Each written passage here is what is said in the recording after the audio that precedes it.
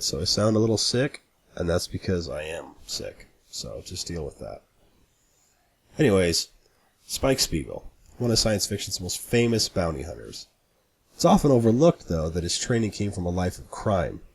Spike's stealth, Jeet Kune Do training, marksmanship, and Bushido belief system come from his years of working with the Red Dragon crime syndicate. It was only after he decided to fake his own death and flee the syndicate that he became a bounty hunter. During his time on the Bebop, he takes his new role of sleuth literally. His hand-to-hand and marksman skills are accurate, and his movements are, as he says, like water. For this reason, we give him agility as his first primary stat. Despite his small frame and artful dodging, he gets hurt. A lot. Spike is in full body bandages no less than 3 times in the show's short run, yet he bounces right back. His heavy training and will to survive grants him a high endurance. Here are his initial special stats. You could argue that his low stats should be higher, but they merely reflect his least effective qualities. Now when I started this series, I had to decide which combat skill to focus on. So in a very scientific analysis, I recorded every instance throughout the series and in the movie in which Spike uses the type of combat to settle a fight. This meant thrown punches, fired guns, the toys in the attic flamethrower, everything. However, it came down to a draw. Spike uses unarmed combat exactly as much as he fires a gun at someone. Jet, it turns out, does the same thing, so I settled on guns for Spike. Jet will take the unarmed build.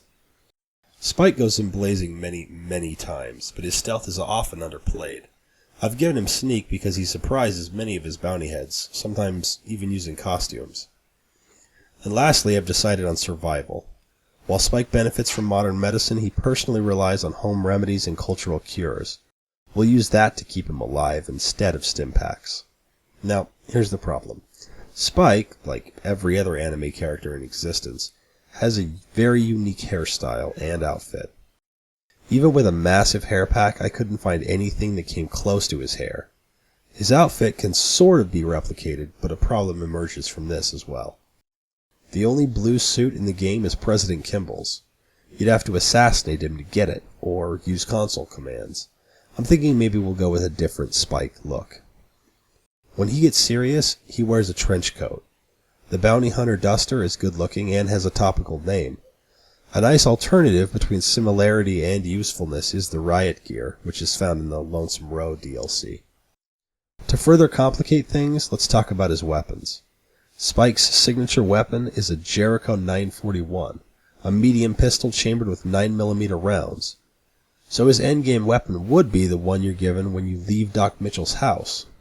But we're going to cheat a bit here. Again, when Spike gets serious, he beefs up his arsenal a bit. The shotgun he uses is a pump action and with no stock. If we added a drum cartridge to it, it would look a lot like the Riot Shotgun. And we can't ignore the fact that he tends to carry a few grenades as well. To make the most use of his survival skills, let me recommend a few recipes.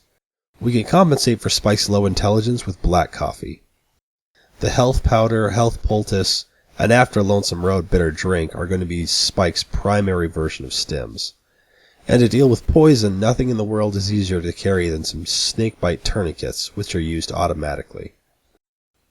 When I played through, I felt it reflected well to work with the Legion up until we got the Platinum chip, and when offered a clean slate with the NCR, to take that, only to pursue the independent ending. I'll let you decide how Spike would act and react to the Mojave Wastes. Well, that's it for Spike Spiegel.